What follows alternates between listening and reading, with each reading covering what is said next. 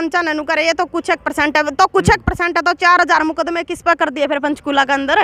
वो 4000 मुकदमे किस पर कर दिए? कौन थे फिर वो 4000 मुकदमे जो पर्चे दर्ज कर रखे 10-10 धाराएं में? तो फिर वो कौन है?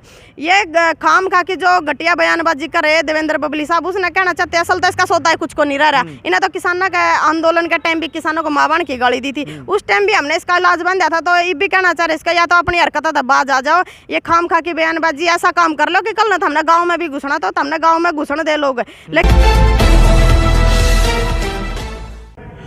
नमस्कार, मैं हूं अजय भारद्वाज और आप इस समय ग्राउंड मीडिया देख रहे हैं। इस वक्त जींद हमारी टीम मौजूद है खरकराम जी गांव की बेटी प्रियंका खरकराम जी और कविता सरपंच इस वक्त हमारे साथ मौजूद है। किसान आंदोलन का वो प्रमुख चेहरा जो लगातार मीडिया, सोशल मीडिया या फिर जेजेपी बीजेपी नेताओं के विरोध की बात करे हमेशा आगे की कतार में खड़ी मिलती है। अभी हाल फिलहाल लगभग 3 से 4 दिन पहले चंडीगढ़ या पंचकूला की वो तमाम तस्वीरें भी आपने देखी थी, जिस टाइम पर सीएम साहब का घेराव करने के लिए सीएम साहब का जो घर है वहाँ पर पहुँचे थे सभी सरपंच, लेकिन इनके ऊपर लाठीचार्ज कर दिया गया था। प्रियंका बहन की और कविता जी की भी जो तमाम तस्वीरें हैं वो सोशल मीडिया के ऊपर काफ़ी वायरल होने लग रही थी। प्रियंका की एक वीडियो भी है कि एक बड़े बुजुर्ग व्यक्ति को ये वहाँ पर उठाकर साथ में लेकर के जा रही है। काफ़ी गहरी चोट इनको भी लगी थी और जो बुजुर्ग थे वो उनको भी लगी थी। भाई 2 दौर की तो जो मुलाकात है मुख्यमंत्री साहब के साथ हमें सरपंचों की हो चुकी है, अभी तीसरे दौर की बाकी है। क्या कुछ रिजल्ट रहेगा? और देवेंद्र बबली के भी जो विवादित बयान लगातार सामने आने लग रहे हैं, इन मुद्दों को लेकर के हम बातचीत करेंगे। सबसे पहले तो राम राम बेबी। राम राम राम राम जी। राम राम जी। क्या कहना चाहेंगे? सबसे पहले तो जिस दिन लाठीचार्ज हुआ काफ़ी वीडियो आपकी भी वायरल होने लग रही है कि ऐसी कौन सी स्थिति बन गई थी कि इतनी मतलब लाठीचार्ज तक नौबत आ गई? भाई स्थिति तो कुछ नहीं बनी थी सरपंचा की तरफ था, हम फिर भी शांति के माहौल में थे। लेकिन और जो बात हुई ना, पहले हमारी जो 25 मेंबरी जो कमेटी उसको बातचीत के लिए अंदर बुलाया गया था, लेकिन 1 घंटे तक वहाँ वेट किया, दोबारा फिर वो बाहर आ गए, दोबारा फिर अंदर बुलाए, तो वहाँ से फिर दोबारा फिर हमारी कमेटी अंदर गई। तो उनको सिर्फ ये बोल दिया गया कि भाई खट्टर साहब को टाइम नहीं है, वो मीटिंग में है, कोई टाइम नहीं है सरपंचों से बात करने के लिए। हालांकि 1 हफ्ते पहले उनकी नोटिस में डाला गया था कि 20 सरपंच आ रहे हैं आपके द्वार पर और बातचीत करने के लिए आ रहे हैं, आप अपने दरवाजे खोल करके रखे। लेकिन उस दिन खट्टर साहब ने अपने दरवाजे बंद कर लिए और सरपंचों पर ही नहीं कहूंगी क्योंकि वो लाठी मारी भले सरपंच बोले, लेकिन वो लाठी गांव के ऊपर लग गई है क्योंकि गांव राम ने वोट देकर के हमारे सरपंच भाइयों को चुना है। तो उन चौधरी पर जो सरकार ने लाठी मारी है और भी आज बातचीत भी चल रही है। टाइम मिला था, अभी 9 तारीख को बातचीत होगी, कल रात 11 बजे तक भी बातचीत चली, लेकिन कुछ एक मुद्दे पर सहमति बनती भी नजर आ रही है। लेकिन भविष्य के गर्भ में है अभी की होगा क्या, लेकिन हमें नहीं लगता कोई बातचीत से समाधान होने वाला है, क्योंकि बातचीत से यदि समाधान होने वाला होता तो रात 11 बजे तक हो जाता। अभी टाइम मिला 2 बजे का, उसके बाद फिर देखते हैं। हमारे दरवाजे आज भी खुले हैं, हमारे दरवाजे आज भी खुले हैं खट्टर साहब के लिए बातचीत करने के लिए, क्योंकि हमारी सुनेगा कौन? फिर हमारी सुनेगा कौन? सरकार ही सुनेगी। और उसके लिए हम बार बार जब भी हमें बुलावा आएगा बातचीत के लिए हम जाएंगे, हमारे सरपंच भाई भी जाएंगे। और जहां तक आंदोलन की बात है तो आंदोलन दबने वाला नहीं है। सरपंचों का आंदोलन पंचकूला से मैं कहना चाहूंगी कि एक बैटरी फुल करके लेकर आए, अपना चार्ज होने वाला काम पंचकूला के अंदर हुआ सरपंचों के आंदोलन में। सरपंचों का आंदोलन न दबेगा नहीं, लेकिन ने लाठीचार्ज भी किया, फिर अगले ही दिन उनको उठा भी दिया, वहां से जबरन उठा करके मतलब केस तक दर्ज कर दिए गए थे। आप कह रहे हैं कि बैटरी फुल हुई है, ऐसे तो लग रहा है भाई आंदोलन कमजोर हो गया। नहीं सर, खट्टर साहब की इतनी औकात कहाँ थी कि वो सरपंचों को वहां से उठा दे। 4 दिन तक सरपंच खट्टर साहब के दरवाजे पर बैठे रहे, लेकिन अंत में क्या हुआ कि हाई कोर्ट का सहारा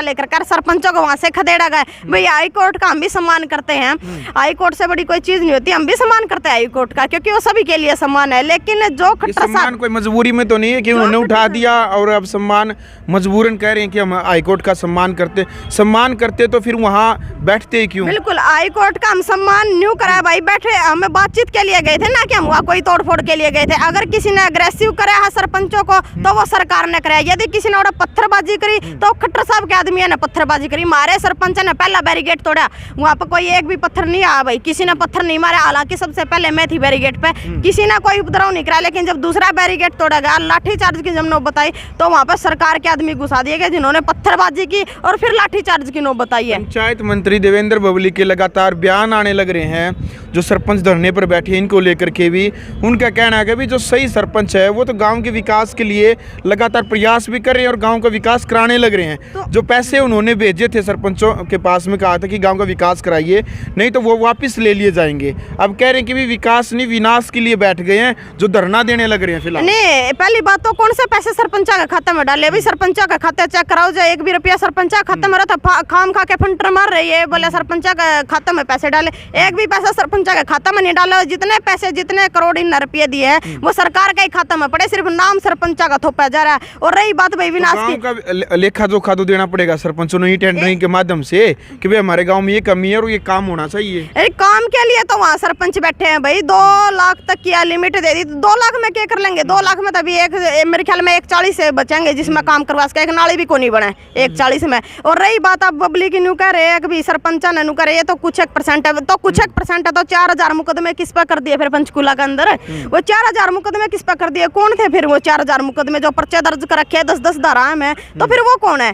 ये खाम खा की जो घटिया बयानबाजी कर रहे देवेंद्र बबली साहब, उसने कहना चाहते असल तो इसका सौदा है कुछ को नहीं रह रहा। इन्हें तो किसानों के आंदोलन के टाइम भी किसानों को मावाण की गाली दी थी, उस टाइम भी हमने इसका इलाज बन दिया था। तो ये भी कहना चाह रहे इसका या तो अपनी हरकत बाज आ जाओ, ये खाम खा की बयानबाजी ऐसा काम कर लो कि कल ना हमने गाँव में भी घुसना तो हमने गाँव में घुसन दे लोग। लेकिन इन मतलब ये घटिया बयानबाजी कर करके, और भाई पहले तो मैं कहना चाहूंगी कि आंदोलन जीवी किसाना ना कहा कर दे, लेकिन आज हम कह रहे कर्मचारी आंदोलन कर रहे हैं, सरपंच आंदोलन कर रहे हैं, आशा वर्कर आंदोलन कर रही हैं, स्कूल वाले टीचर आंदोलन करे, तो फिर ये कौन है? खट्टर साहब तन मोदी साहब तुम पूछना चाहवा तो फिर ये लोग कौन है? किसान तो आंदोलन जीवी हो गए, चलो हमने मान लिया, लेकिन ये लोग कौन है? अब क्यों हर वर्ग रोड पर खड़ा है, हर क्यों दर दर भटक रहे लोग? इसे प्रदेश की देश की सरकार हम पूछना चाह रहे हैं ये बात। बिल्कुल जी। कविता जी भी है हमारे साथ। कविता जी क्या कहना चाहेंगे? सरपंचों का जो मुद्दा फिलहाल चल रहा है, लगातार इनके ऊपर लाठीचार्ज भी सरकार की तरफ से किया जा रहा है, केस दर्ज इनके ऊपर किए जा रहे हैं ई टेंडरिंग को लेकर के। आप भी सरपंच रहे हैं,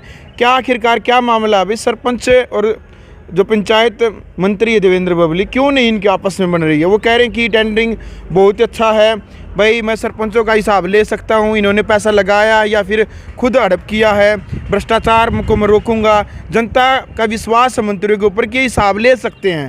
भाई सरपंचों के पास यदि करोड़ों रुपया दे रहे हैं तो हिसाब लेने का अधिकार तो होना चाहिए ना उनको। पहली बात तो देवेंद्र बबली जी को ये कहना चाहते हैं, हिसाब लेने से कौन मना कर रहा है आपको? जी, हिसाब लेने से कोई मना नहीं कर रहा है, लेकिन उसकी एक नीति होती है। जैसे जबरदस्ती आप थोप रहे हैं और फिर ऐसे वाहियात बयानबाजी कर रहे हैं, तो इनसे कहना चाहती हूँ पहले अपने गिरेबान में झांक कर देखिए, आप अपने अंदर देखिए आपने क्या क्या कमियां की हैं और आगे क्या क्या कमियां करने वाले हैं आप, और अभी जो कर रहे हैं। एक मिनट मैं आपको बताना चाहता हूँ, भाई सरपंच बार बार एक बात कर रहे हैं कि भाई एमएलए और मंत्री भी ये कर रहे हैं, वो भी क्या इसका मतलब फिर सरपंच भी, मतलब देखो आप कह रहे हैं भाई मंत्री ऐसा कर रहे हैं तो क्या सरपंच भी भ्रष्टाचार करेंगे फिर? देखिए सरपंच कभी भ्रष्टाचार नहीं करते, मैं आपको बताना चाहती हूँ। सरपंच सिर्फ गांव के विकास के लिए होते हैं, और एमएलए एमपी को बार बार ये क्यों कहा जा रहा है ये भी मैं आपको बताना चाहती हूँ। आप देखिए एमएलए एमपी की पे स्केल देखिए आप, और उनकी फिर पेंशन भी देखिए। अगर वही पैसा उनकी पेंशन मानदेय अगर हम कम करके वही पैसा अगर हमारे देहात में हमारे शहरों में लगाएं तो हमारा इस भारत की शक्ल कुछ और ही होगी। जैसे पहले बोलते थे सोने की चिड़िया, उस पैसे से भारत फिर से सोने की चिड़िया बनने का काम करेगा। A1 स्कूल यूनिवर्सिटियां अगर यहाँ होंगी तो हमारा भविष्य विदेशों में क्या करेगा भाई?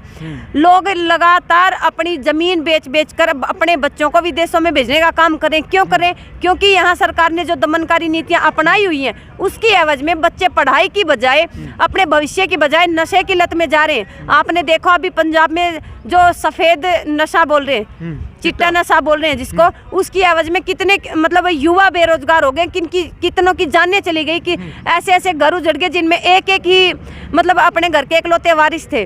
और वही स्थिति यहाँ हरियाणा में हरियाणा सरकार करना चाहते हैं। हरियाणा सरकार से पूछना चाहते हैं आप बार बार किसी भी चीज़ पर बैन लगाने का काम करें, तो अब शराब पर क्यों नहीं बैन लगा रहे हैं आप? कितना युवा इस नशे की लत में घुसता जा रहा है, शराब पर बैन लगाएं। मुद्दा कविता जी ई टेंडरिंग का था, ई टेंडरिंग से काफ़ी नुकसान हो रहा है फिर। ई टेंडरिंग से नुकसान ये है भाई, जी। जो सरकार ने नीतियां लागू की हैं उसमें मैं आपको बताना चाहती हूँ, ई टेंडरिंग में गवर्नमेंट ने रखा है सरपंच को फर्स्ट पार्टी बनाया है। काम कोई करेगा, नुकसान कोई कहीं से होगा, निगरानी रखेगा ना उसके ऊपर। निगरानी रखने के साथ साथ अगर उसमें कोई कमी आती है तो उसका क्लेम सरपंच भरेगा। सरकार से पूछना चाहती हूँ, जब उसने कोई काम ही नहीं किया तो क्लेम सरपंच क्यों भरे? पास तो देवेंद्र बबली कहना है, पास तो सरपंच नहीं करना है ना। कहाँ करना है? अगर पास सरपंच ने करना है तो पावर सरपंच ने देना है, तो ठेकेदार की क्या जरूरत है? हमें क्या पता वो कहाँ से कैसा माल लेके आएगा, हमें क्या पता BDO SDO सेक्रेटरी फैक्ट्री किसके पास वो जा रहा है, कहाँ से उसने ये काम लिया है, कैसे कर रहा है। हमने तो सिर्फ जो हमारे पहले काम थे 73वें संविधान की जो सूची है उसमें हमारे जो 29 अधिकार हैं वो 29 अधिकारों की हमारी लड़ाई है, और उन अधिकारों के लिए लड़ाई लड़ रहे हैं। क्यों लड़ रहे हैं हम? क्योंकि जो ये सरकार बार बार वाहियात बयानबाजी करके हमारे देहात को भड़काने का काम कर रही है, इस देहात को बचाने की लड़ाई है हमारी। किसी बबली सबली से कोई लड़ाई नहीं है हमारी। उनकी जो गलत बयानबाजी है, गलत नीतियां, सरकार चाहे कोई भी हो जो गलत नीतियां लागू करेगी उनके साथ लड़ाई है हमारी। ये जो बार बार अपने आप को टारगेट करने की कोशिश करें, भाई हमारे ऊपर बयानबाजी करें, हम किसी के ऊपर बयानबाजी नहीं करें। जो वाहियात बयानबाजी उन्होंने सरपंचों के प्रति की है, हमारा टारगेट सिर्फ वही है। हम देवेंद्र बबली को जानते ही नहीं, हमें क्या पता वो कौन है कौन नहीं है। हम जो सिर्फ उन्होंने गलत बयानबाजी की है उसके प्रति हमारा रोष है। और जो ये बार बार ये मुद्दा बना दिया गया है भाई ई टेंडरिंग, ये सिर्फ लोगों को और सरपंचों के ऊपर ब्लेम लगाने का कार्य है। हम सरकार को बोल रहे हैं आप सही नीतियां लागू करें, हमने कहाँ विरोध किया? अगर आपकी नीतियां सही हैं तो पंचकुला में हम गए थे, वहाँ लाठियां बांधने की क्या जरूरत थी? बातचीत करते आप में दम था, आपने नीतियां लागू की हैं तो आप आमने सामने बैठकर बात हो सकती है। लाठियों की क्या जरूरत है? पत्थरों की क्या जरूरत है? आंसू गैस की क्या जरूरत है? वाटर कैनन की क्या जरूरत है? इतना पैसा आप वहाँ खराब करें, उसको अगर आप विकास में लगाएं।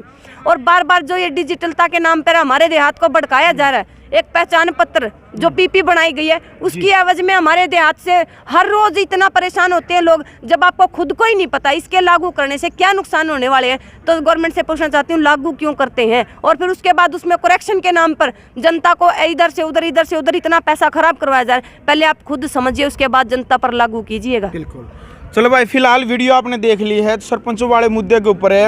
अब कमेंट बॉक्स में आपने अपनी राय रखनी है। वीडियो को ज़्यादा से ज़्यादा शेयर करें। ग्राउंड मीडिया के लिए अपने कैमरामैन शौकीनजार के साथ मैं जवाहर दुआ। राष्ट्र निर्माण की जानकारी के लिए ग्राउंड मीडिया चैनल को सब्सक्राइब करें और शेयर करें।